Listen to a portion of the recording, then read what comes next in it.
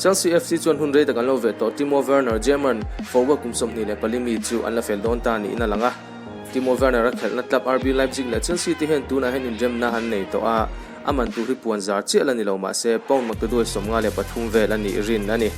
Chelsea hian an official website lampanga an lak lu thu Werner lak lu thu hin lo puang zar to chu tiang bokin Werner po hian official Twitter account lampanga Chelsea azom chak to thu le players te tin club ro pui tak zoma chak to thu alo tar lang he bok ani Roman Abramovich hian Stamford Bridge army ro pui thar din a tum mek ni in ke chuan tuna heng ka hmuwa an transfer policy poi anila pawn mak doi som thum le pasari sengin Ajax Amsterdam atangin Hakim Ziyech chan lo la lut to a chu mai chun du tok do ne mo kan ti hnuwa Werner la lut le a hei po hin du tok le thei don ni na lang lawa tuna hian Bayer Leverkusen atangin Kai Havertz chu pawn mak doi som sari atang som riat vel senga la lut tum le mek ani a he Chelsea team din tharan tuma army ro pui tunma Chelsea club player thazong zong anom khom na deu tho anga kan ria thin ka tuna hian Abramovich hian nei thar le tum mek ni in alangani tuna Werner transfer tu chang a han soi tura tam khom mai Liverpool kan hun rei takan lo ve to khani a heta hian Liverpool thang lo eng vai nge Chelsea a lu tak ti poi soi zui tu tam tak pomin ka ria ani la taka chon Liverpool kha Belgium ma sa jok le ve uluk jok le ve ti tak jok khan ni thina ama ro chu a release clause pong mak ta doi som li le panga vel kha Liverpool hian tawan ti ni in langa a chan ber ni lang chu an attacking trio omsa Mane Salah le Firmino te lu alan thei tu ni lawa pakhata in liam changa a substitute turang dewan mel khani shimshima tin heta hian a poisa le sum thu la chu tu shan ni sela Werner hian lo a phut san mai pialama hian kartina khel theng MT hria chena duwa chumini wa chon Liverpool a kal hi agent po hian adu sakpui lo ni na langa tin chu ba ga tu na Chelsea na lockdown hian a hlo tur hi Chelsea player hlo tamber ni turanga ngai ni a kar khata pon noi ka sing sari vel la turanga ni a tin hei mai hi ni lova a agent thlem lungona oinan Chelsea hian a agent Karl Heinz Foster hi pong mak ta duai som le pani vel an pe turanga ngai ani a hlo zong zong le a contract zia tura a hlo zong zong le a mante agent fee zong zong chu chuan Chelsea han pawn mak ta duai za vel he German forward le nan hian an seng don ti na ni chuanin han kai le ta zelila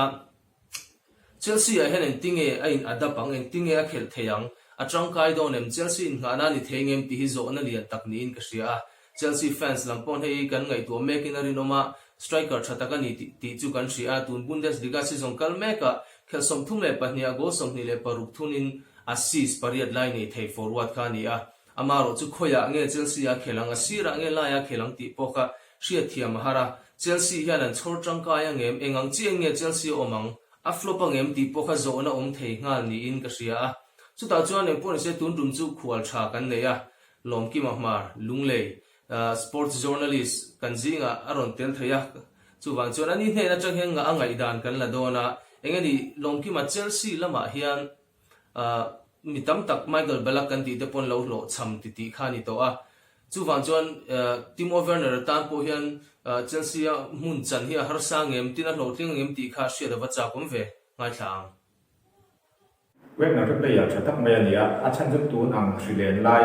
sumhar saklai Chelsea pa mak ta doi som li le pasari chuanga an le ngam chu a chelo ani ti a reta tin a record tham tham han po hianin a chelo kan ti hianin a rel chiang me un ka ria achan jut tun si German Bundesliga kalmeka goal som ti paru ka thun to a European League top 5 league tha pangazinga league pakata season kalmeka goal som ti paru thun thei ka chu an nem lo jun phuma tin tun season te a goal thum ta mani lawa season thum chung bel chu goal hi a thun son sak me ani fit nga le inji som pakata ni a center forward pa nga ya tan chuan a niam tek mai thaya ama ro chu striker pa nga ya tan chuan a san zo hi a tok veo ni ball ka nga ane pha chuang lawa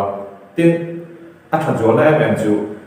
a kan sak le ball a thiam bi ani a center striker anga a khel thei pa ka hian wing forward kan ti mai wing ka aya tol ma am ero chu sir tanga ball la lu tam che hianin an pang tam veo ko pa tu season Champions League Tottenham net round of 16 ani chu khata ani khel tuma che kha kan enanga an coach khan alaya chhorlawa asira achora asira tang bola la luta a thajia kha chiang tu chu keima ni kan dia keima ne aya kha chiang jok chu Spurs defender te ka andi to bang chuan in Chelsea an lei su li ka ri lu tum lowa EPL hi tharum ngai tam na li kan di thina chu bang chuan tharum nei play striker te an che che fowa position tang a ko ania ang ai ro chu German ho hi a nam ang ko in khovela ma ni tiat puya tharum ma da asoi thina ni chu bang in Werner ko hi Stamford Bridge striker te than bola ti mai a hian atal boyarin om lo ani ang ai ro chu tu su sa lo na nei le tho mai a ma hian ni chan sa in siam tama bola lu pui tam thaya tin a positioning po adik em wa chu ti ho lo ro chuan a conversion rate hi a chance nei ngai to chuan a sam lo de thina a finishing hi a thatok lo ti na ni chu a finishing hi a improve ko chuan in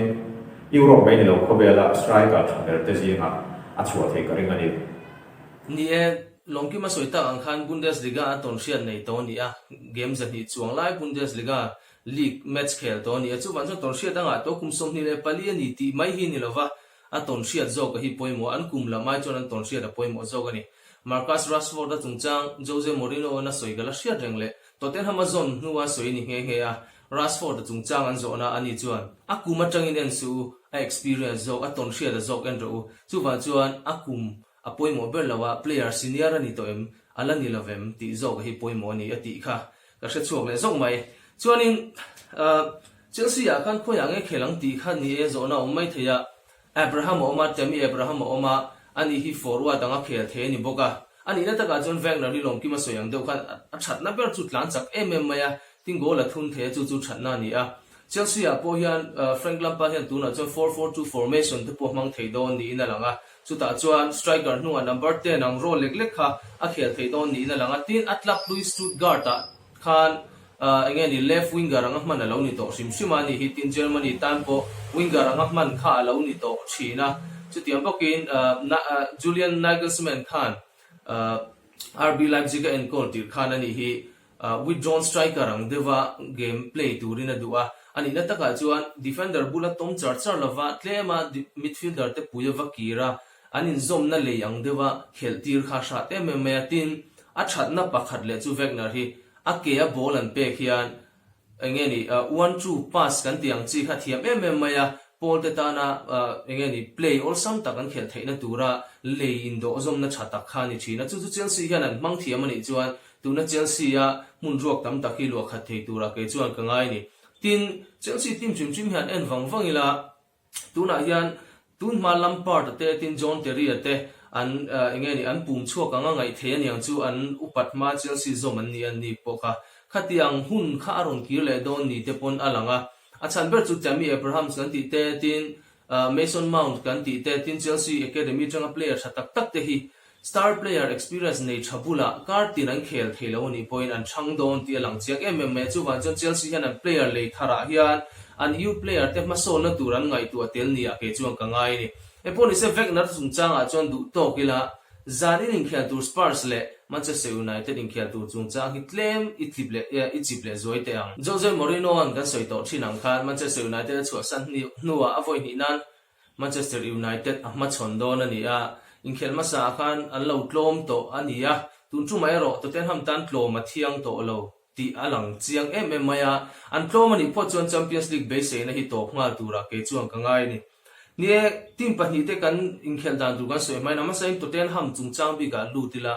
liam neya khatianga season engeni season kalme ka coronavirus ron thlen ma buai tal buai chau khan ya tu nai ron dam kim chau viau to a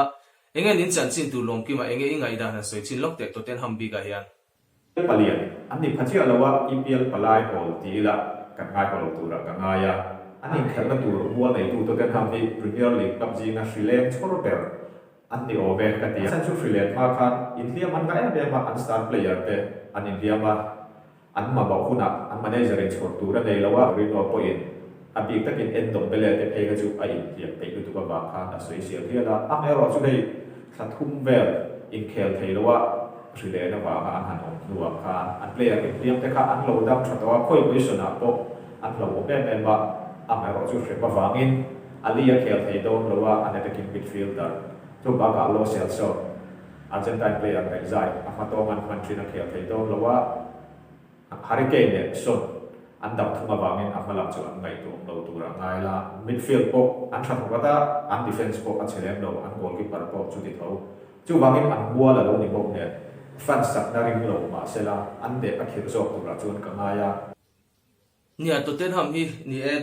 hliam neu la nei ni atuna hian engpo ni se an van nei Lawmkima soyang deuh khan khatianga coronavirus oma wang khan an player in hliam te season kan laklo la ya in hliam te po khatuna chon an khel thei pha dona tin Mourinho hian Hurricane an a start don ni na soi nge to ani a chu ti line angeni player dang Honmin Sian ate Son Milo Thiamula Son Min Hian ate anom le bok dona attack tu chak viau tu ra ngai ni a maro chu preview lama masazo ka lang soi to khan Jose Mourinho hian counter attack game a khel zo ke chu coloring fana defense ei no phuya Manchester United ti sual zonga an du to ka gameplay tira an ti suala ranglu tu counter attack nei kha tumber tu ni in ka ngai ni Ole Spurs ka kalsan taila Manchester United Ole Solskjaer club lian le thei tak mai ni a engeni Lawmkima soidui nem United big khan United manager Ole Gunnar Solskjaer hi club lian teral kan ti big trick kha ni a club lian te chu an lo lang sar ta chu wangin an tactic te an that lo na zong zong kha anin khelma in ol sam te wina lo zir chianga a hriat chian em wangin an ne mai thin ani rin lo deuh deuh hian zanina an kha chhun tu Tottenham po hi club lian a chhal chu ni ne thei na chan su an ne anga a mai wa chu khual hual ani pa ka an player te din mun han khai ken te an manager te din mun han khai ken po hian in ol sam tak chu an ne ka ring lowa tin aware result thanei tur chuan player ton hriat na de pui thing ka an ni atu na po ba Manchester United player te hian anila an no pangkang seng songa UT matanga an promote te an ni a chu bang chuan chak tura chuan ka ring lowa draw result ka be se ani chu ti ro lo chuan Tottenham hian in Manchester United attacking midfielder thar te ba Bruno Fernandes si an dang chat lo ani chuan amari got po hi le na chang pui thei tur ko ba talent ne ani ti kha threila tho me ni voi khatnam por Pogba rondam ta a bokana Bruno Fernandes den an khel duna rin oma ha voi khatnan an partnership kan mudon ni na lang a nga le lom to a zanre dar so pani le mini somli le panga kha lo meng thleng phot mai la I meng thleng ani chuan hein khel en na hian I mut chhuak kan ring lova a gameplay mu no mai mo mu nom lo mo hein khel hi a poi mu emema result shema saber ni hi tun kan chak vectura kangaya ke chuan drone game kan mu emo kan mu love mo United an chake mo chak love mo Spurs an chake mo chak love mo a khoi mo zok tan po hian a tangkai do na tin drone game ani phei chuan Chelsea le Arsenal tin engeni Wolverhampton fans te pon yan chu khang tan chuan lom na tur hlir ani don boka chu wan chuan zalin in khel tur hi Champions League khel tur chung changa le a sport in chu chung changa poi mo don ani pon I se comment button lama khani prediction ronda la ke pon ka prediction ka ronda ve bokanga turing dik dik kani ti siak don ani in zavain in khelen tu vek ule